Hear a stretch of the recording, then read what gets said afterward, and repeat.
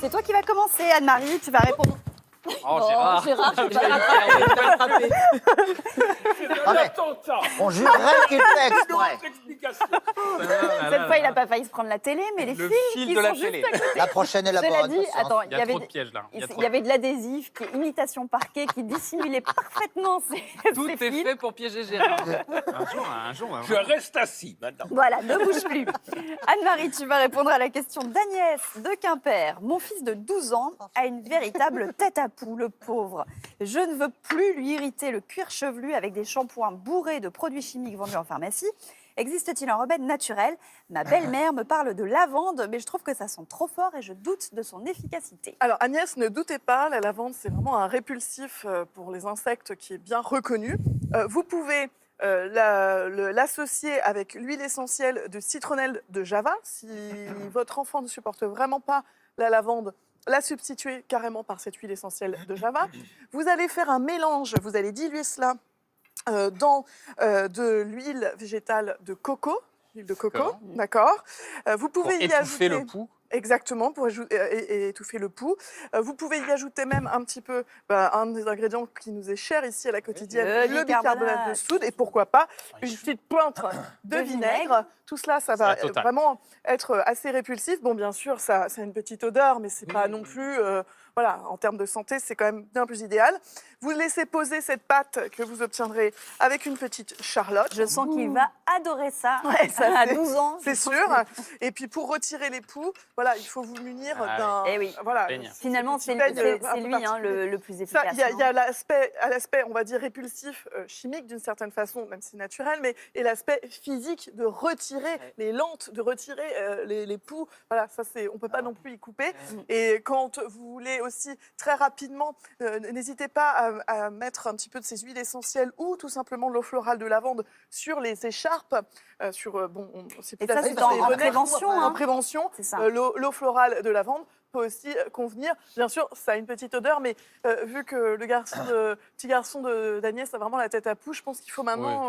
Bon, la lavande, le ça va, pauvre. c'est pas désagréable. Comme ça, derrière l'oreille, hein, c'est ça. un hein, petit on en peu met derrière petit peu. l'oreille également. Et les huiles essentielles, à partir de quel âge pour les enfants? Alors, sur celle que je vous ai conseillée, à partir de 7 ans, il n'y a aucun souci, ils peuvent les utiliser sans problème. Parfait. Parfait. Question pour Fabien maintenant de Rosie qui t'écrit depuis la Moselle. Ma mère, âgée de 82 ans, a contracté un prêt bancaire avec son compagnon avec lequel elle a vécu 25 ans. Ce dernier vient de décéder et laisse ma mère dans une situation financière difficile. Ouais. Elle ne dispose que de 950 € de retraite mensuelle et doit rembourser 828 € par mois pour le prêt. Qu'est-ce qu'elle peut faire pour s'en sortir? Oui, elle doit rembourser parce que visiblement, il n'était pas marié. Même quand on est compagnon, concubin, autrement dit, le banquier, il existe toujours. Il exige la solidarité. Il faut co-emprunter, donc il faut rembourser sa quote-part. En plus, les assurances décès invalidité qu'on prend à chaque fois qui sont obligatoires, généralement, hélas, on ne les prend pas 100% sur chaque tête. Mais 50%, c'est le grand classique. Ça coûte cher, ces assurances. Ouais. Donc, en Autrement fait, ce dit, prêt, ils l'ont contracté à deux, c'est ça ce que tu nous dis? forcément, concubin, si j'ai bien compris, hein, Oui, oui. on emprunte, on est co-emprunteur, le banquier prend aucun risque, D'accord. évidemment. Donc, co-emprunteur, il faut rembourser sa quote-part, c'est énorme. Que faut-il faire? D'ordinaire, on dit, on allonge la durée de prêt, on raccourcit donc les mensualités, mais à 82 ans, Ça. c'est alors jouable, pas jouable, en tout cas difficile. Ce que je dirais dans un premier temps, ce qu'on a déjà dit, ce que Gérard a déjà dit, ce que Victoire a déjà dit, ce que tout le monde a dit, et sauf Anne-Marie probablement. Redis-le. Donc je vais le redire, c'est de demander un délai de grâce au tribunal d'instance. Délai de grâce, ça veut dire, et le juge l'accorde dans les cas de force majeure, comme un décès justement. Ça veut dire que le remboursement de tout crédit, prêt bancaire en l'occurrence, sera gelé pendant une période de 2 ans. Gelé, ça veut dire pas d'intérêt supplémentaire à payer, pas de frais bien évidemment prélevés par le banquier, c'est interdit, mais ça ne durera que 2 ans, maximum. Alors, vu le dossier, ça sera accepté. C'est la mesure d'urgence à faire. Après, qu'est-ce qu'il y a à faire? Il y a quand même un bien immobilier qui a une valeur. Donc c'est difficile de compter, par exemple, sur la procédure de surendettement. Bien sûr qu'on peut y aller, demander à la Banque de France une procédure de surendettement où il y a un plan de redressement qui est fait, voire un effacement de dette, une procédure de rétablissement. Mais il y a un bien immobilier. Pensez-vous bien qu'on va lui demander de vendre ce bien-là? Qui plus est, le banquier qui a pris une hypothèque, Hmm. si c'est pas remboursé, au bout d'un moment, il a fait jouer, il vend le bien pour se payer. Donc ça va être délicat. Je dirais, parce qu'il y a ce bien-là qui a une valeur, vous voyez, on ne peut pas compter sur des aides, des subventions, etc. Ben non, il y a un bien, on n'est pas locataire, Ça veut dire que ton conseil, c'est d'anticiper, et de vendre tant qu'elle n'est pas Sauf encore- rétablissement de la situation, je ne connais pas tout à fait le dossier, Oui, oui. hein. Effectivement, le délai de grâce, ça c'est la mesure d'urgence, ça sera accepté, il n'y a pas de problème. Après, Et ça qui va donne être 2 ans, délicat, du coup, pour sans vendre devis. mieux, alors. Pour vendre tranquillement, C'est ça. éventuellement, et vendre Pas à dans bon l'urgence. prix. Ouais. Et voilà. Ouais. C'est ce que je trouve. Gérard, le prochain cas pratiqué pour toi et nous sommes en ligne avec Agnès. Bonjour Agnès. Bonjour Agnès. Et bienvenue dans la quotidienne Agnès. D'où nous appelez-vous? De Rioux-Pérou, Mais où est-ce? Dans dans l'Isère. l'Isère. Ah, dans l'Isère, d'accord. Et vous regardez régulièrement la quotidienne?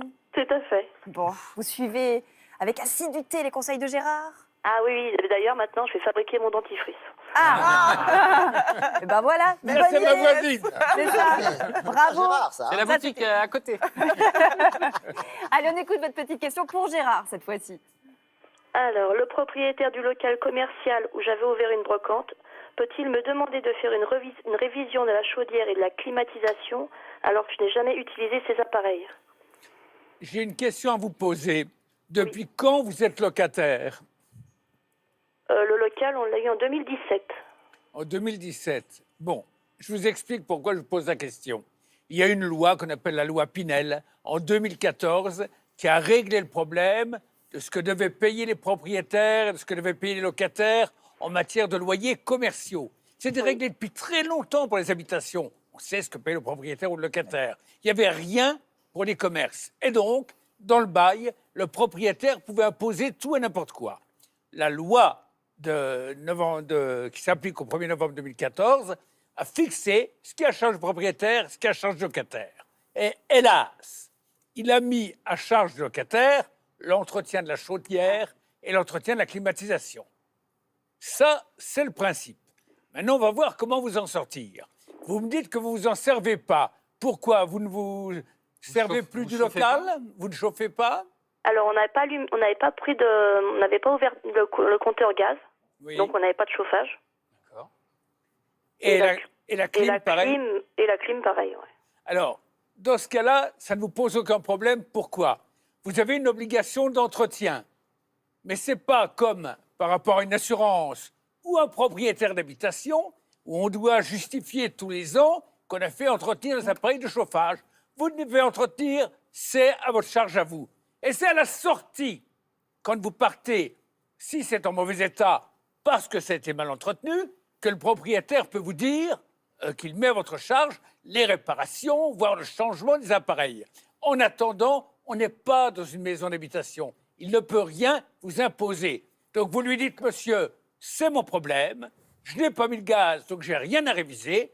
Et s'il n'est pas content, à la sortie, il viendra vérifier. Il le fera de toute façon, quelle est la situation de ces objets. Mais donc, soyez tranquille en attendant, il ne peut rien faire. Oui, mais est-ce qu'elle n'a pas quand même intérêt à l'entretenir si justement à la sortie, Alors, après, il y a un problème? Voilà, il y a un si autre les problème. appareils Est-ce ont que ça souffert? risque de s'abîmer? C'est ça. Je ne suis pas spécialiste, je ne suis pas chauffagiste.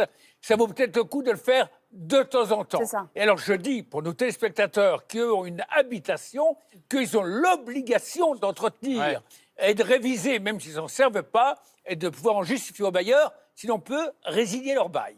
Ah oui. Mais là, avec notre ami C'est pas de ce cas-là. l'Isère, c'est en commerce, donc il n'y a pas de problème. Voilà Agnès. Ah, Vous super, savez tout. merci beaucoup. Merci à vous pour votre question et à bientôt. À bientôt, au revoir. Au revoir. Je pense qu'on est pas mal à avoir rallumé les chaudières dernièrement, hein, ce qui fait un oui, petit peu oui, frisquet, absolument. ces gens-ci. Question pour toi, Victoire, maintenant de Catherine de Tours. J'utilise des pastilles anti-calcaire dans ma machine à laver, puis je les remplacer par du vinaigre blanc. Si oui, quelle dose me conseillez-vous? Eh ben, je vais vous dire, on est nombreux à utiliser ces pastilles anticalcaires.